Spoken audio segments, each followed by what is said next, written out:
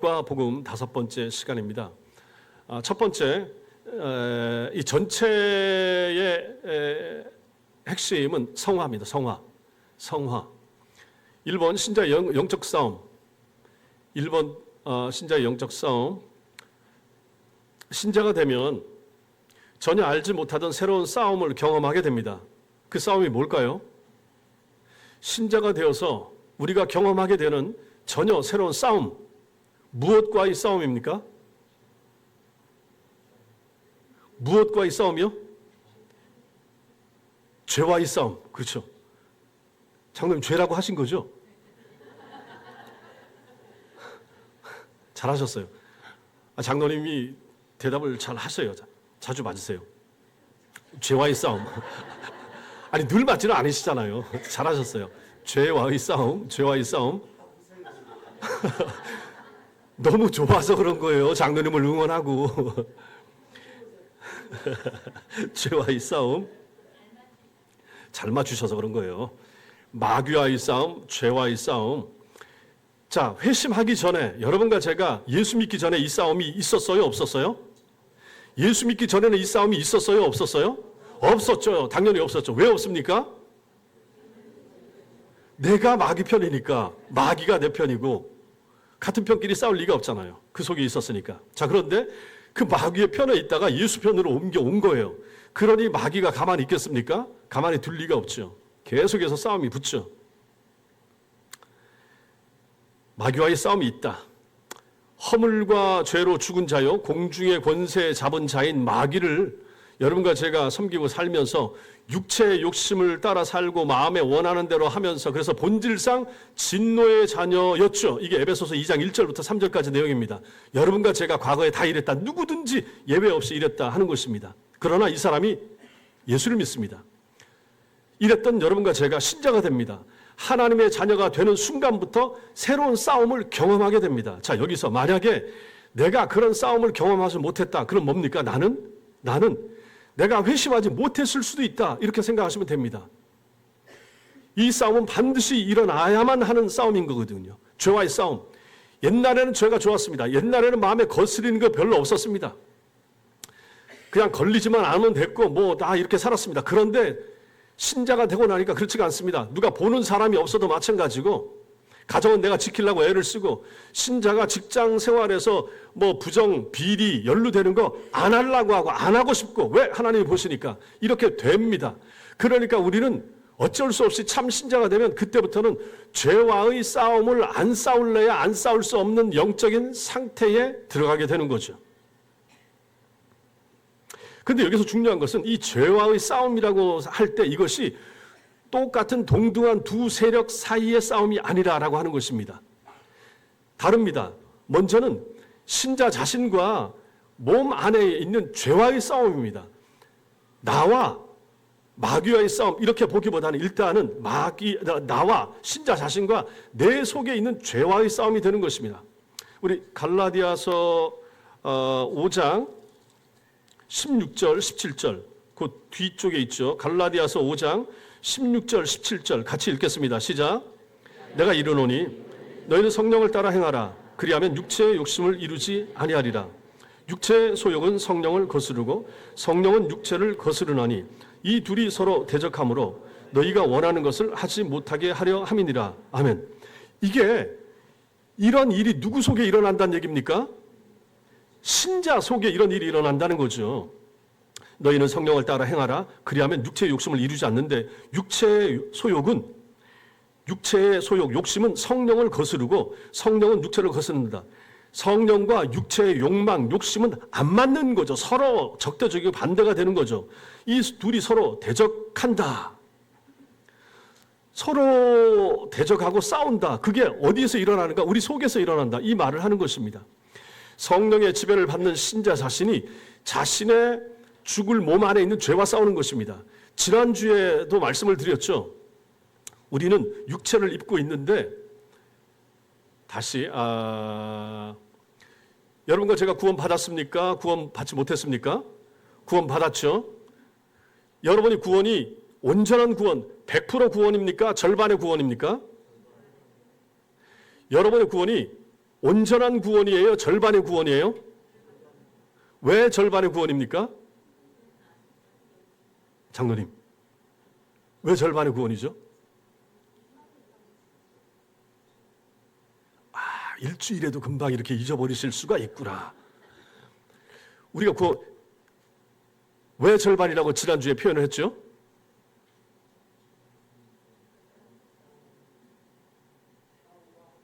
아니야, 자신 없으면 하지 마시고. 저는 장로님 편이에요. 장로님이 잘 맞추길 바래. 자, 왜 우리가 구원인데, 온전한 구원인데 왜 절반만 구원받았다고 그랬어요, 지난주에? 그럼 뭐가 구원받은 거예요? 그렇죠.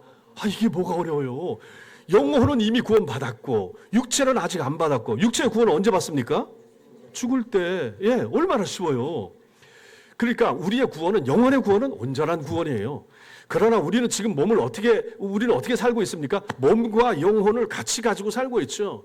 영혼의 구원은 이미 받았지만 육체의 구원은 내가 죽어야, 아니면 주님 오셔야 끝나는 거죠. 그래서 그렇게 따지면 우리의 구원은 절반의 구원이다.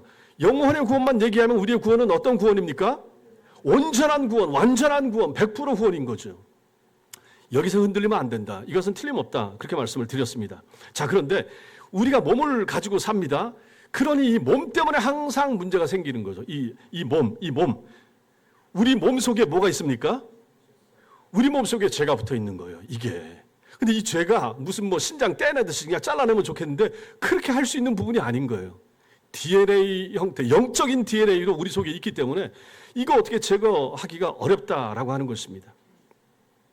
신자 안에 남아있는 죄성, 이렇게 말해요. 죄의 성질.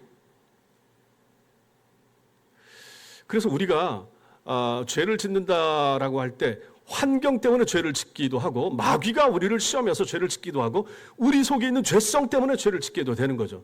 그러니까 죄를 안 지키기가 힘든 상황을 우리는 살아가는 거죠. 그런 세상을. 우리 몸 가지고 사는 동안은 그렇다. 몸 가지고 항상 죄가 눈에서 죄가 나오잖아요. 보는 거, 만지는 거, 모든 거 전부 다. 이게 다 이 세상에서 우리가 죄를 지을 수 있는 요소들이 되는 것입니다. 이걸 가지고 요한 1서가 육신의 정욕, 안목의 정욕, 이생의 자랑, 이렇게 딱 세 가지로 표현하는 거예요. 여기 다 걸리는 거죠. 안 걸리는 사람이 없다. 모든 사람이 다 여기에 걸릴 수가 있다. 아주 어린 아이도 본성에 따라서 죄를 지을 수가 있죠.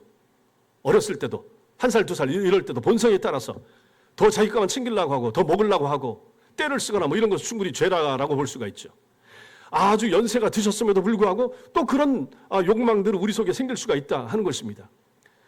나이 드셔서 만약에 자식들이 밉거나 이럴 수가 있잖아요. 내가 연세가 드셔서 70, 80, 90이 됐는데도 불구하고 만약에 서울에 자식이 인생을 잘 안 온다든지 혹시라도 손주들이 마음에 안 든다 그러면 할머니, 할아버지 마음속에 저놈의 자식 그런 마음이 안 들겠습니까? 생길 수가 있다 하는 것입니다. 무슨 완전히 우리가 성화돼 가지고 무슨 얘기를 하든지 자식들이 뭘 하든지 해도 마음에 거스름이 하나도 없는 상태가 되면 얼마나 좋겠습니까만 그렇게 되는 것이 쉽지는 않더라. 우리 속에 항상 이 죄성은 남아있다. 신자의 몸 안에 있는 죄, 거듭난 신자들에게는 성령으로 말미암아 새로운 욕구가 생기게 되는데 이게 거룩한 성향이 되는 것입니다. 우리 속에 있는 죄의 성향도 있고 거룩한 성향도 생기게 되는 거죠. 이게 신자의 정체성에서부터 나오는 참된 욕구가 되는 것입니다. 오전 설교에서 본 것처럼 이제 신자의 정체성, 하나님 나라 백성이 되고 회심한 새 사람이 됐죠. 새 사람이 됐으니까 마음도 새 것이 내 속에 생기게 됩니다. 근데 몸에 붙어 있는 죄의 성향도 있고 새로운 신자가 된 것 때문에 나오는 거룩한 것을 따라가고자 하는 성향이 있고 항상 이 두 가지가 우리 속에 있더라 하는 것이죠. 이것 때문에 싸움이 나는 거죠. 무엇이 더 세력을 얻느냐에 따라서 죄를 안 질 수도 있고 죄를 질 수도 있고, 누가? 신자인 내가. 거듭난 신자는 하나님을 기쁘시게 하고 하나님을 영화롭게 하고 싶은 욕구 생깁니다. 이 욕구가 있죠. 여러분 마음속에 이 욕망이 있습니까? 없습니까? 있어요? 없어요?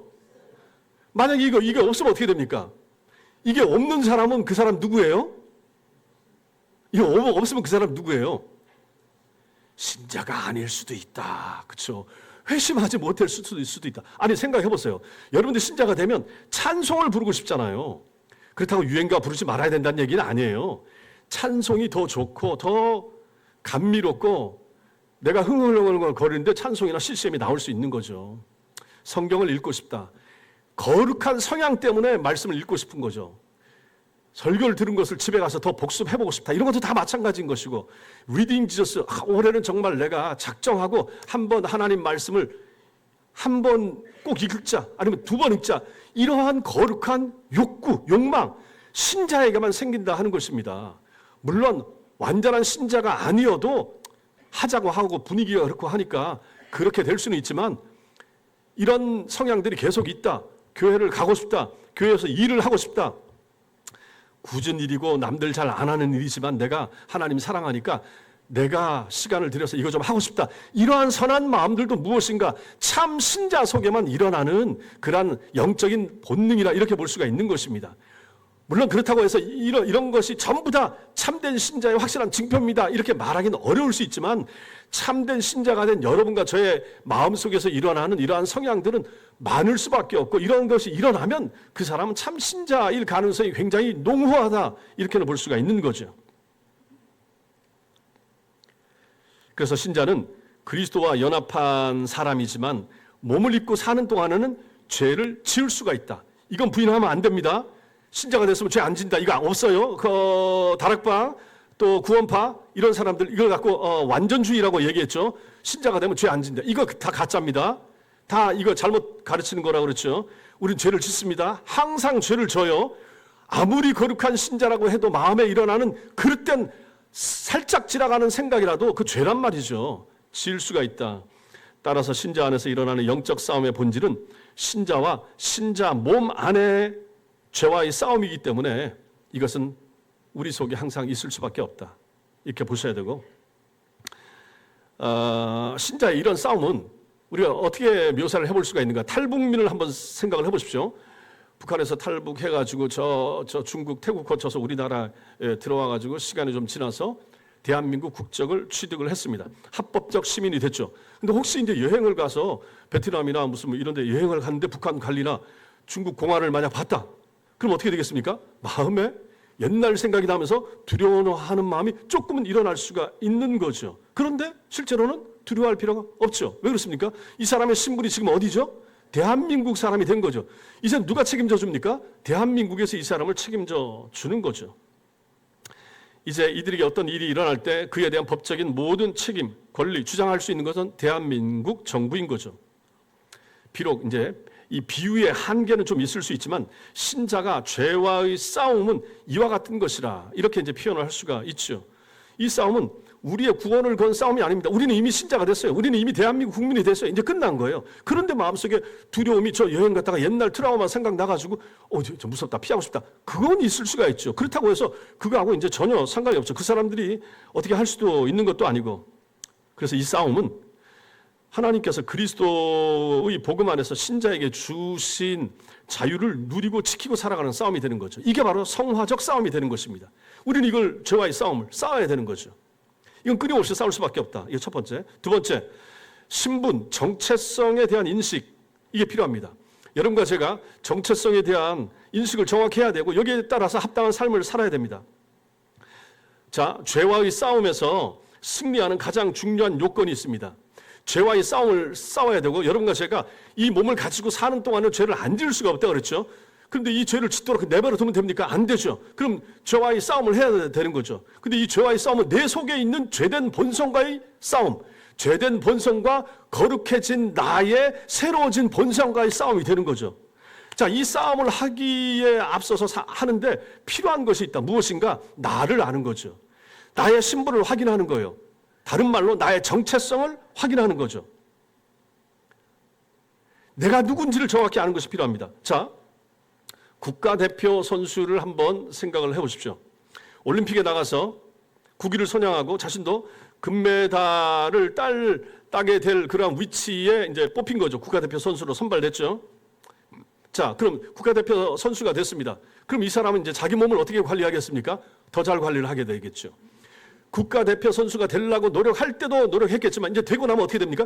더 피땀 나는 그 뼈를 깎는 각오를 하면서 하지 않겠습니까? 태릉 선수촌, 진천 선수촌 들어가서 하는 사람들 보십시오. 이제는 국가대표 선수가 되는 것보다도 더 치열한, 세계에서 더 탁월한 사람들과 올림픽에 나와서 겨뤄야 되기 때문에 이 사람은 어떻게 하겠습니까? 먹고 싶은 거 다 먹겠어요? 안 먹습니다. 체중 조절, 체력 관리 알아서 잘합니다. 잘할 수밖에 없죠. 하루에 잠 4시간, 5시간 자고 자기가 취할 칼로리 딱 정해가지고 그대로 하면서 3년씩, 4년씩 달려가게 된다 하는 얘기입니다. 무엇 때문에 이 사람이 이렇게 합니까?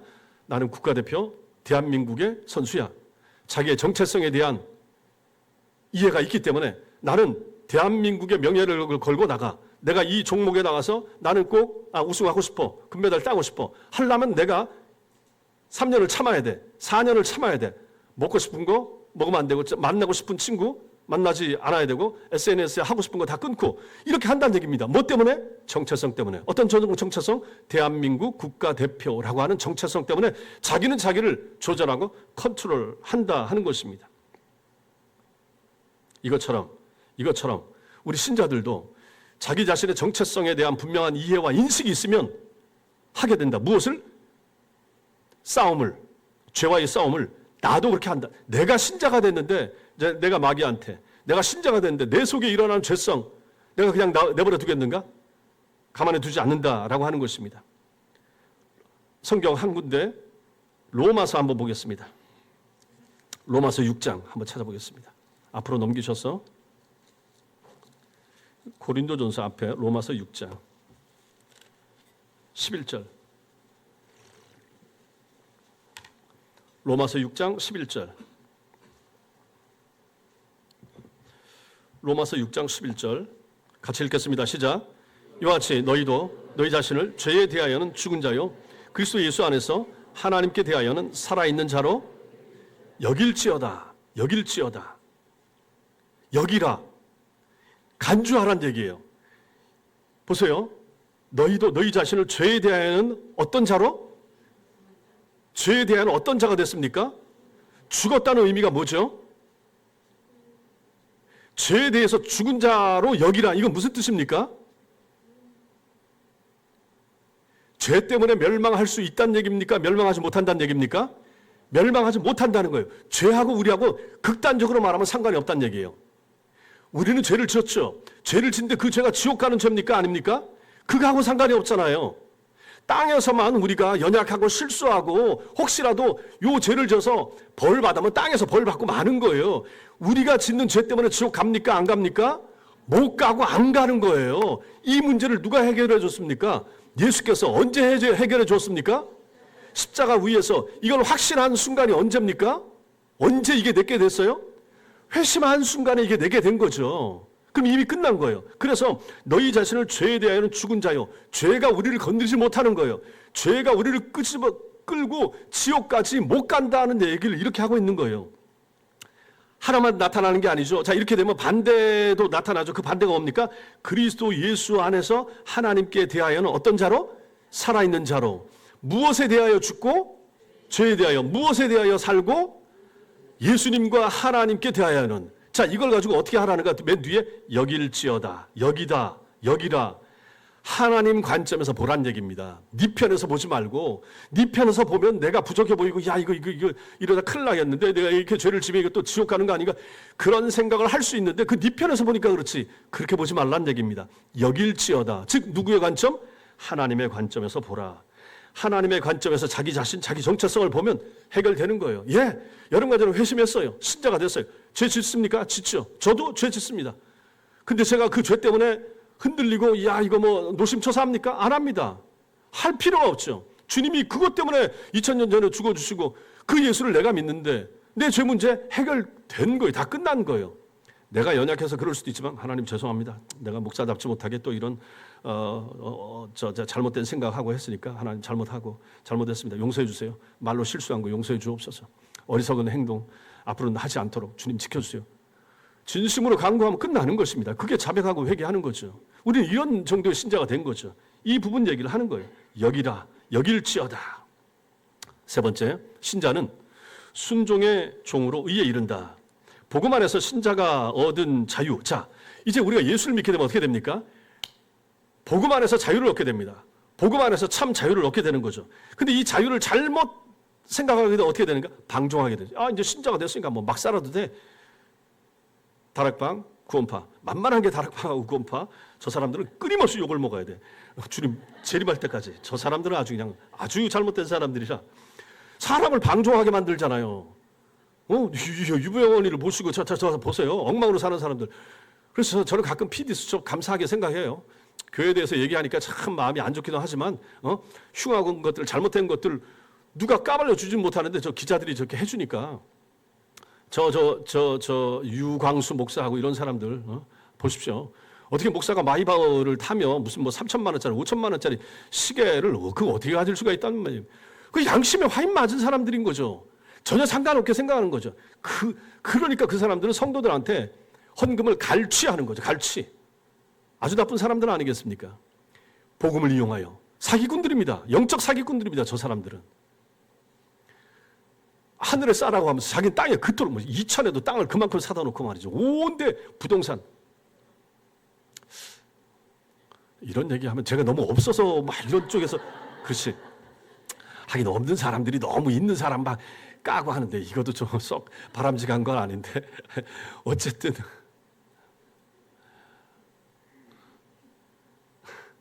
유병헌 얘기하다가 여기까지 왔죠. 이 사람 방종하고 그렇지. 율법 폐기론 이런 사람들 아주 나쁜 사람들이라 그런 거예요. 그러니까 신자가 되면 예수를 믿게 되면 아무렇게 살아도 상관없다. 무조건 천당 간다. 잘못 가르친 거예요. 그렇게 사니까 지옥 가는 거예요. 안 된다. 만일 믿음으로 의롭다 함을 얻은 사람이 방종으로 흘러간다면 그는 진짜 은혜 받은 것이 아니라 하는 것을 삶으로 입증하는 것입니다. 성도 여러분 그렇지 않습니까? 오전에 제가 설교한 것도 마찬가지지만 신자는 손해봐야 돼요. 내가 맞아야 돼요.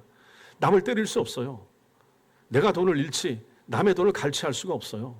폭력 쓸 수 없어요. 화염병 던질 수 없어요. 어떤 경우에도 안 돼요. 나라가 뭐라고 해도 그거 옳지 못한 것입니다. 독일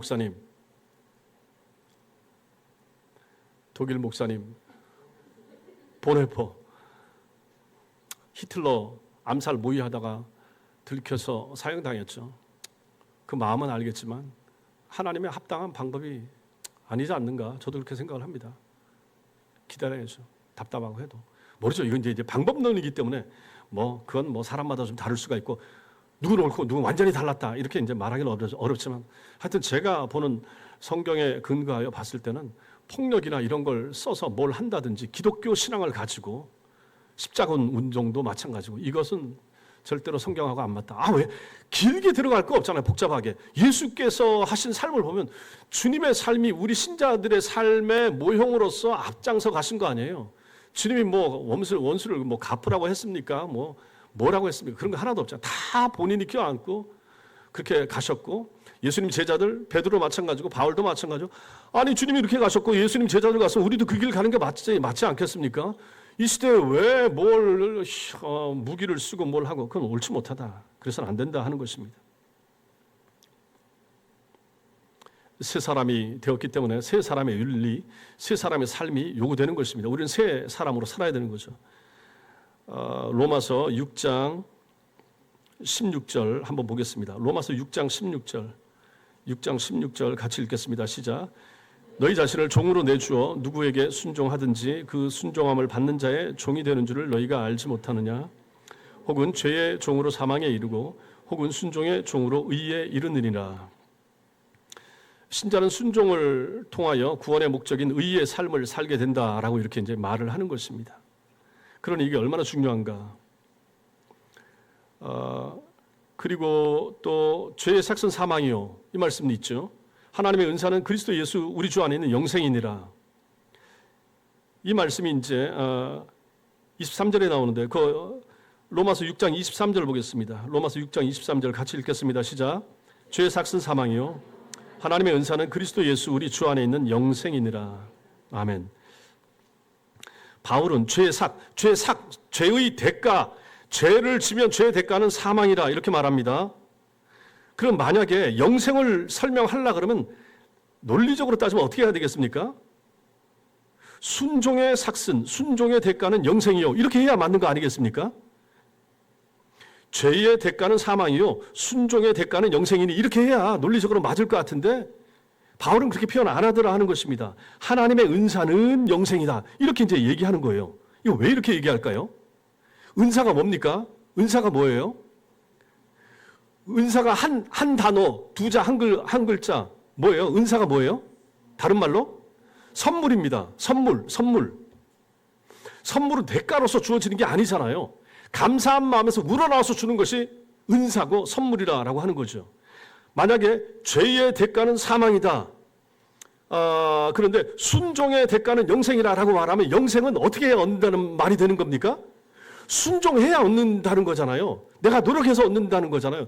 그럼 우리가 여태까지 본 거하고 다 안 맞는 거죠. 행위 구원을 얘기하는 것이 되니까 행위 구원이 아니거든요. 우리의 구원은, 우리의 영생은 뭡니까? 선물이에요. 다른 말로 은사입니다.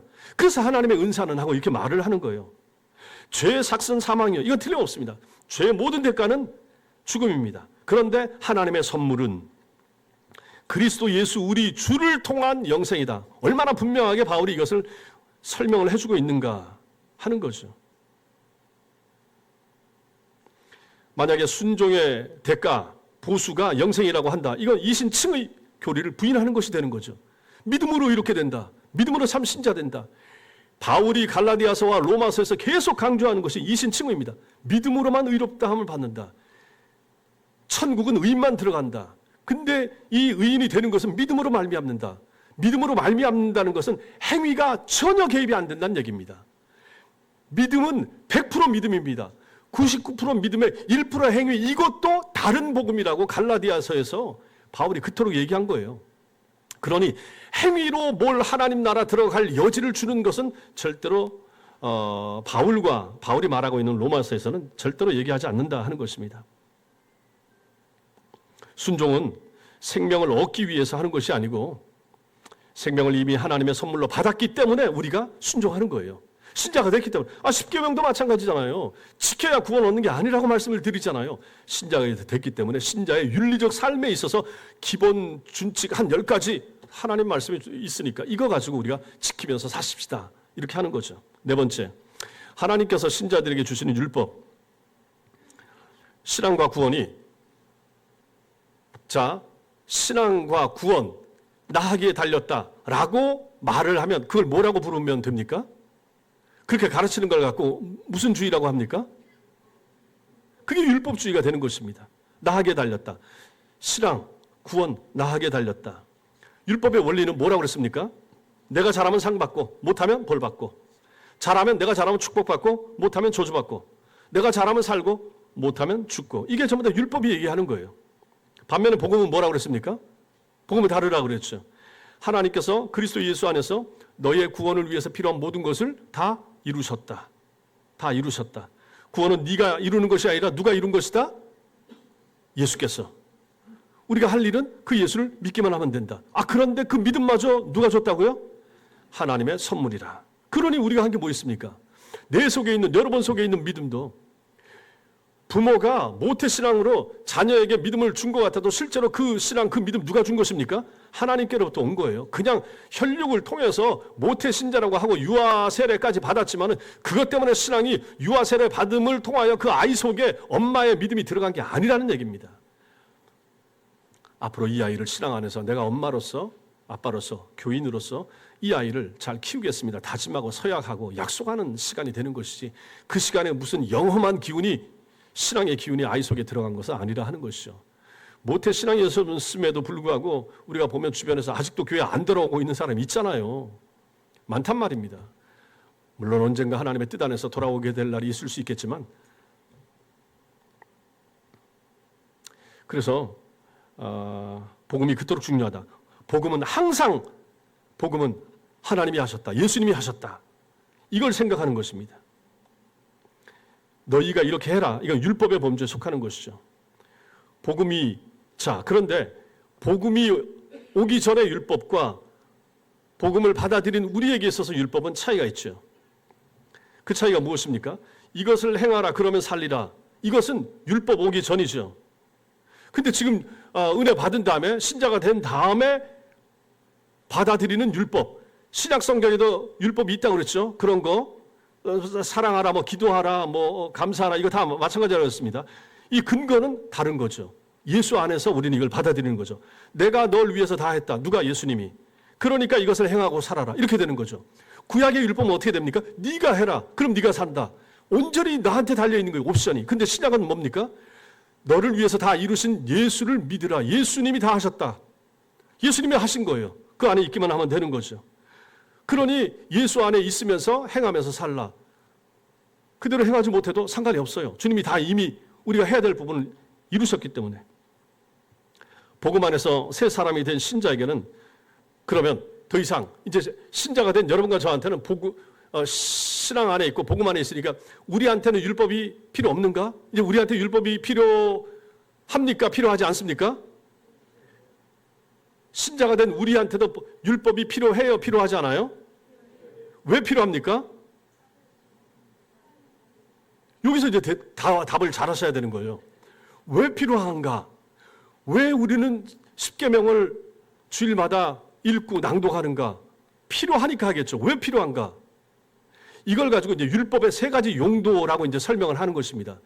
제1용도, 제2용도, 제3용도 이렇게 말하는 거죠. 율법의 용법 세 가지. 첫째는 죄인을 정죄합니다. 율법이 우리를 정죄하는 거죠.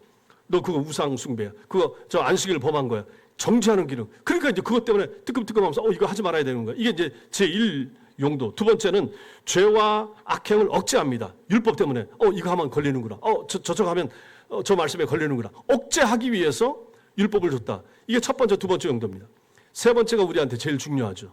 신자인 우리에게 있어서 율법의 용도 세 번째. 거룩한 삶을 권고합니다. 권고하는 거죠. 이렇게 사셔야 됩니다. 신자이기 때문에, 예수 믿기 때문에, 신앙 안 했기 때문에 이 길로 가셔야 됩니다. 그 10가지 사항을 십계명석에 집어넣어서 신자이기 때문에 우리는 이걸 따르면서 살아야 될 필요가 있습니다. 라고 권고로 받는 거죠.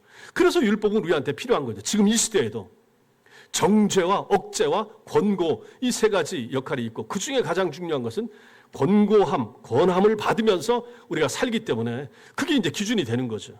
어겼다고 해서 징계나 큰 벌이나 지옥 떨어지고 이건 아니어도 우리에게 삶의 필요가 있기 때문에 한다. 마지막 다섯 번째로 성화에 대해서 얘기할 때 우리는 성화는 어떻게 되는가? 저절로 사라지는 부분이 아니라 이걸 알 필요가 있습니다. 영적 싸움, 성화는 신자가 되기만 하면 저절로 싸우게 되고 이기게 되고 이렇지가 않습니다. 살아보셔서 아시잖아요. 요즘 복음을 강조하는 분들 중에 다소 위험하게 가르치는 경우가 있습니다. 그래서 이 로마서 막 얘기하고 하는 사람들 중에 이제 이렇게 얘기하는 사람들이 있더라고요.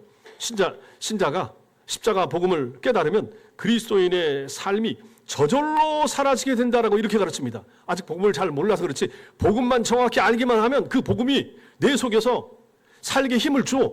그러니까 잘 배우기만 하면 돼. 굳이 네가 노력할 건 없어. 그냥 복음을 잘 배우고 체계적으로 알기만 하면 그 복음이 너한테 힘을 줘서 그렇게 살게 만들어 줄 거야. 이렇게 가르치는 사람이 있다 하는 것입니다. 죄에 대하여 죽고 하나님께 대하여 사는 삶이 복음만 잘 배우면 저절로 된다. 근데 그렇지가 않더라 하는 것이죠. 아닌 거죠. 내가 죽고 그리스도가 살기만 하면 내 안에 사시는 그리스도를 실제로 의식하고 살기만 하면 죄를 지을 수 없다라고 가르치는 사람들이 있는데 아니다라고 하는 거예요. 그리스도인의 완전주의, 아까도 말씀드렸죠. 신자가 되면 죄 절대로 안 짓습니다. 이걸 노골적으로 가르치는 것이 아님에도 불구하고 이런 가르침은 그리스도인의 삶에 대한 잘못된 인상을 주게 됩니다. 왜 그렇습니까? 그러면 내가 굳이 노력하거나 애쓸 필요가 없구나. 왜냐하면 내가 잘만 배우면 아니면 우리 목사님이 잘 가르쳐주면 내가 잘 듣고 배우면 잘 배운 말씀이 내 속에 들어와서 역사하여서 나로 하여금 온전한 삶, 죄 짓지 않는 삶을 살게 해주겠구나. 이렇게 생각하게 만드는 거죠. 이게 잘못됐다는 것입니다. 실제로 그렇지가 않더라 하는 것입니다. 이런 가르침은 칭의와 성화를 혼동하는 것입니다. 칭의와 성화를 혼동합니다. 칭의는 주님이 해주신 것입니다. 성화도 주님이 해주시려면 내가 싸워야 됩니다. 내가 안 싸우면 이 싸움이 싸워낼 수가 없습니다. 근본적으로 성령이 힘주시고 은혜를 주시면 내가 싸워야 돼요. 안 그렇습니까? 우리가 죄와의 싸움에 있어서 내가 하고 싶은 거, 보고 싶은 거 다 하고 하려고 하면 끊임없이 죄로 갈 거 아닙니까? 내가 끊어야죠. 보디발의 아내가 유혹을 하는데 그 유혹의 현장에 가만히 남아 있으면 내가 은혜 받았으니까 하나님의 사람이니까 저 유혹에 나는 안 넘어질 거야. 되겠습니까? 안 된다는 그런 자를 피하는 거죠. 나가야 되는 거죠. 옷을 팽개치고라도 가야 되는 거죠. 그러한 싸움은 우리에게 필요하다 하는 것입니다. 사도 바울은 그 누구보다 하나님을 깊이 경험하고 알았죠. 인식하고 살았던 사람이지만 뭐라고 말합니까? 매일 자기 몸을 쳐서 복종시킨다 이렇게 하지 않았습니까? 바울 같은 사람도 자기 몸을 쳐서 복종시키는 싸움을 끊임없이 했다 하는 것이죠. 그러니 우리 같은 사람은 어떻겠습니까? 더더욱 해야죠. 신약의 모든 서신서와 모든 명령들은 다 뭐라고 말합니까? 이걸 계속해서 얘기하는 거죠. 피 흘리기까지 싸워야 된다. 히브리서 12장 4절에 얘기하잖아요.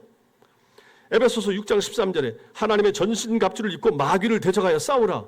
전신갑주를 입고 무장하고 싸워야 될 사람은 납니다. 가만히 있으면 하나님이 입혀주고 하나님이 싸우게 해주신다. 이렇게 볼 수가 없는 거예요. 내가 싸워야 되는 싸움인 거죠. 여러분과 제가 기도 안 하고 여러분과 제가 말씀을 붙잡고 성도의 선한 삶을 살고자 애를 안 쓰면 힘든 세상을 우리는 사는 것입니다. 죄 지을 수 있어요. 연약해요. 그러니 그런 것을 이겨내기 위한 그런 노력과 애씀은 우리한테 필요하다 하는 것입니다. 그래서 그리스도인의 영적 싸움, 이 죄와의 싸움, 이것은 힘쓰고 애써야 하는 싸움이 되는 거죠. 노력하셔야 되는 것이죠. 신약 성경에서 신자들에게 권면하는 수많은 명령, 수많은 권면들이 그걸 전부 다 우리한테 보여주는 것입니다. 이게 바로 성화예요. 오늘 배운 내용이 이것입니다. 성화.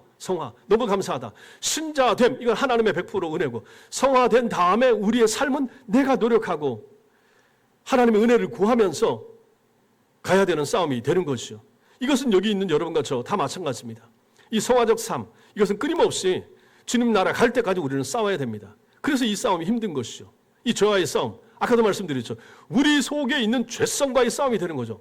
보이지가 않아요. 잘라낼 수가 없어요.